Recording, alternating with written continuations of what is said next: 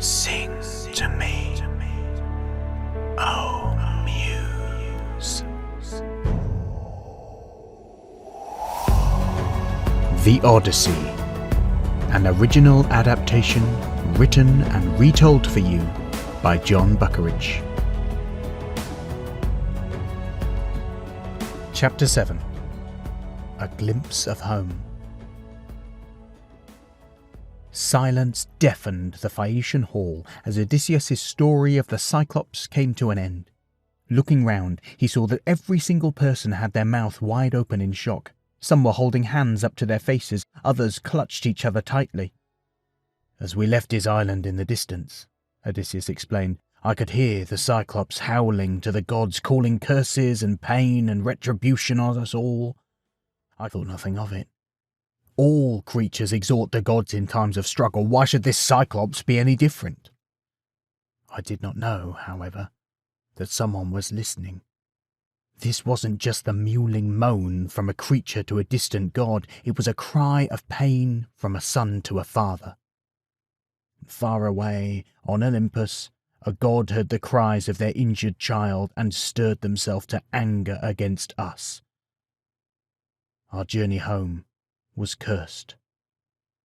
"So that," asked Alcinous, king of the Phaeacians, "is why you've not seen a glimpse of your home since leaving Troy. The will of a god was against you." "We saw it once, my lord," replied Odysseus, "but only a glimpse." And closing his eyes, Odysseus remembered. When they had left the Cyclops' island, the Ithacans were filled with hope for home. From the moment they were in the water, though, a tempest embraced them. The storm grew, and the four winds lent their strength to it, so the Ithacan fleet was tossed upon the waves like grain on a sheet. This was no normal storm, but a widow-maker, and the Ithacans knew the will of the gods must be bent against them. For days they clung to their oars, slaves to the storm, until one day, with no warning at all, the winds stopped. The Ithacans looked at each other in shock. This was not the usual way this happened. "What in the name of all the gods just happened?" asked Odysseus. "Did the storm pass us by? Perimedes, get up the mast and see if you can spot where it's moved on to." Quick on his feet, despite the storm, Perimedes shinned up the mast.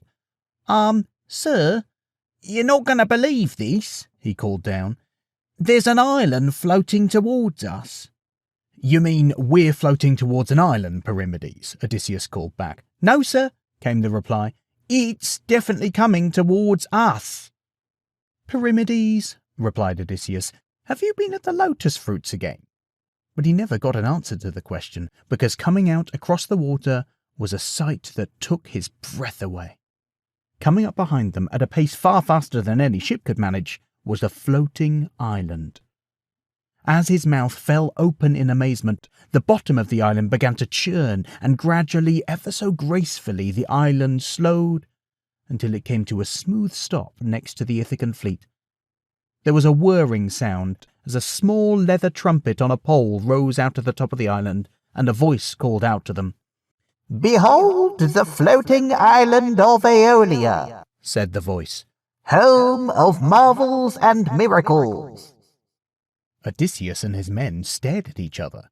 The trip to the Cyclops Island had certainly made them wary, but how often do you get to see a floating island up close and personal? Signalling to the rest of the ships to follow, Odysseus and his crew made for a beach and landed their ships. "Welcome to the floating island of Aeolia," said the voice from the trumpet again.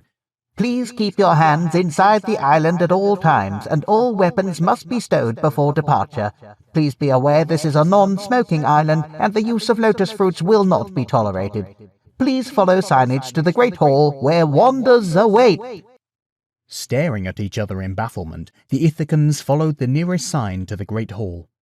They did not have to walk far when they beheld a huge set of gates carved into the rock face.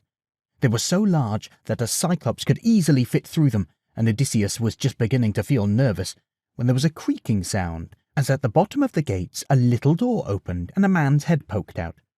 The head was topped by a plume of white hair that stuck up in all directions, except in the very middle, where it was as bald as an egg. "Ah, there you are," said the little man, in a voice that sounded a lot like the one they'd heard from the little trumpet on the beach. "Welcome, welcome, come on in. I hope you don't mind me not opening the big gates, only they're a devil to oil, and it's not like we're expecting any giants, are we?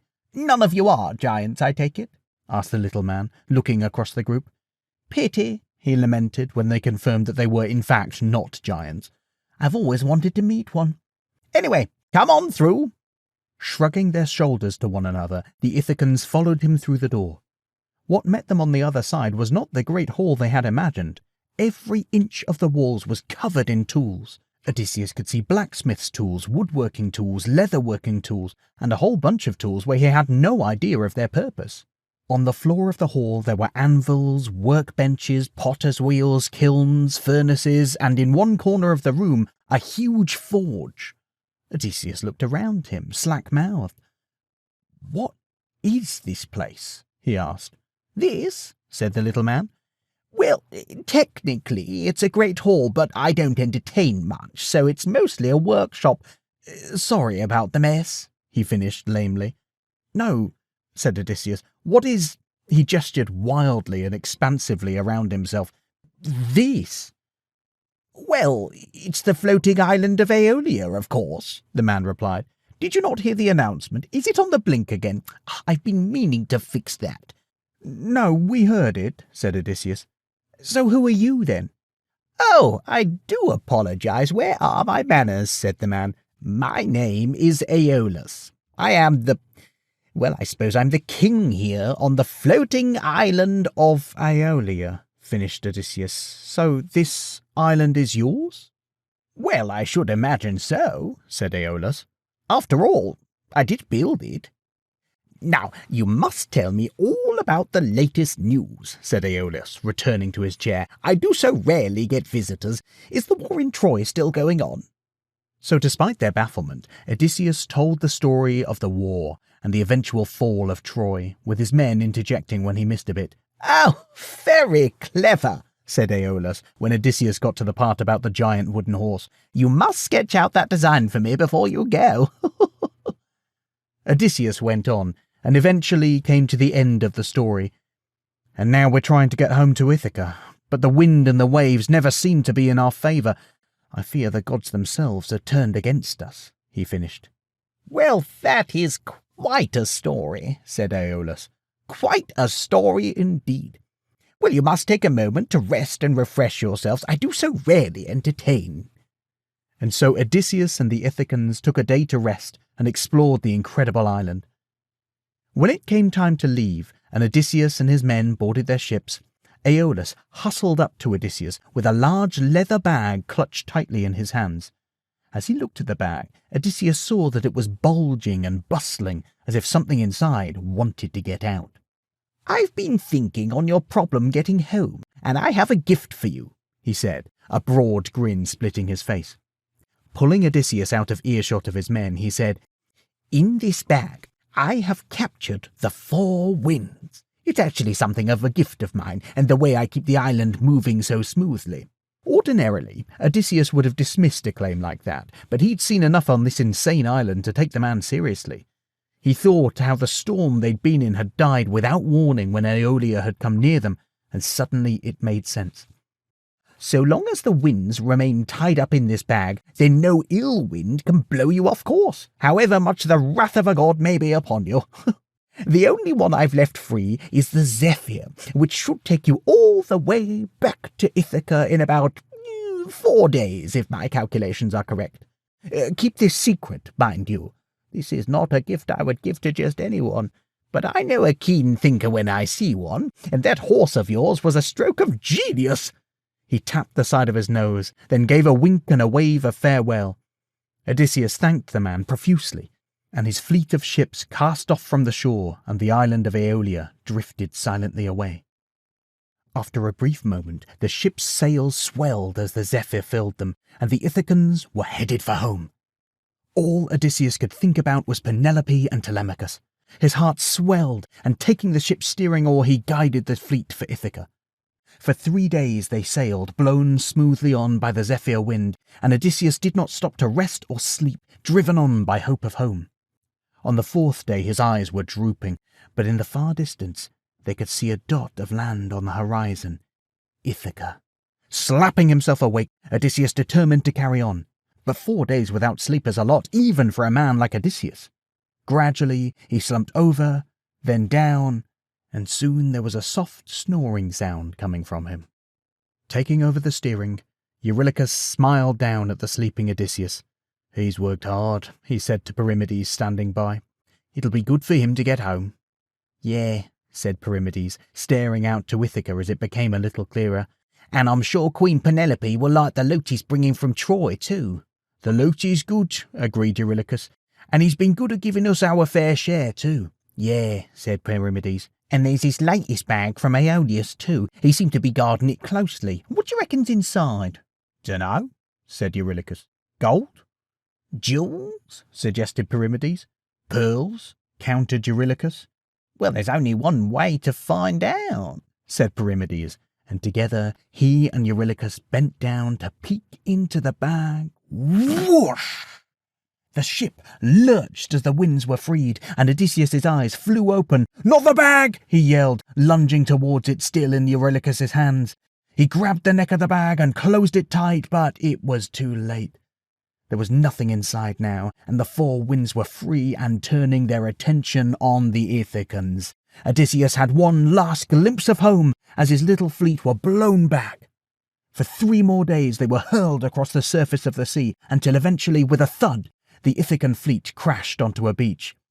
"Quick! Lash the ships down, or the winds will blow us off the island in a second!"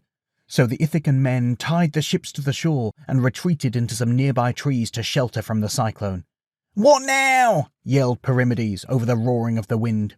Odysseus was just about to answer when they heard a booming sound in the distance. "Was that thunder?" asked Eurylochus, but then another boom sounded, closer this time, and the ground beneath them tremoured. "Definitely not thunder!" yelled Odysseus. He turned to look at the men behind him, still lashing down the last ship, and it disappeared. Men, boat, and all were wiped off the face of the earth as a huge boulder struck the beach. Staring in shock, Odysseus looked out as another boulder flew through the air and smashed a second ship to smithereens. He blinked, and in an instant he was back in Troy. The Greeks were arrayed in battle formations outside the city's indomitable walls, and the Trojan war engines were hauling down rocks and boulders, wiping out 20, 50, 100 Greeks in a single throw. "Giants!" yelled a voice, and Odysseus was shaken out of his memory to find Perimedes pointing behind them. Turning, he saw huge shapes towering over the trees, stooping down and hurling rocks at the Ithacan boats. "To the ships!" screamed Odysseus as he ran towards them. "Cast off or we're dead!" As the Ithacans flew across the sand for the ships, another one was destroyed by a boulder, and another, and another. Leaping on board his boat, he hauled his men up beside him and slashed the lines holding them to the shore. "Cast off!" he yelled, scanning around him frantically to be sure the other ships were doing the same. "Get yourselves in the water! We'll take our chances with the wind!" But there were no more ships to answer. The whole fleet was so much firewood. The giants had reached the beach now, and to his horror Odysseus saw one of them reach down, pick up the body of an Ithacan soldier, and bite it in half. It grinned down at the carnage it had created with its countrymen and took another bite, chewing contentedly. As the winds whipped his ship back into the storm, Odysseus stared wide-eyed as his men, his friends, his brothers in arms, were coldly, callously killed. 12 ships landed on that island that day, Odysseus told the hall back in Phaeacia, and only mine left it.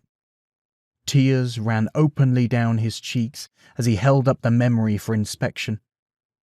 I have thought and rethought about that day more times than I can count, and I can't see any other course of action that was open to us. But I still blame myself. In all our years at Troy, I never lost so many men as I did that day. And he screwed up his eyes and wept.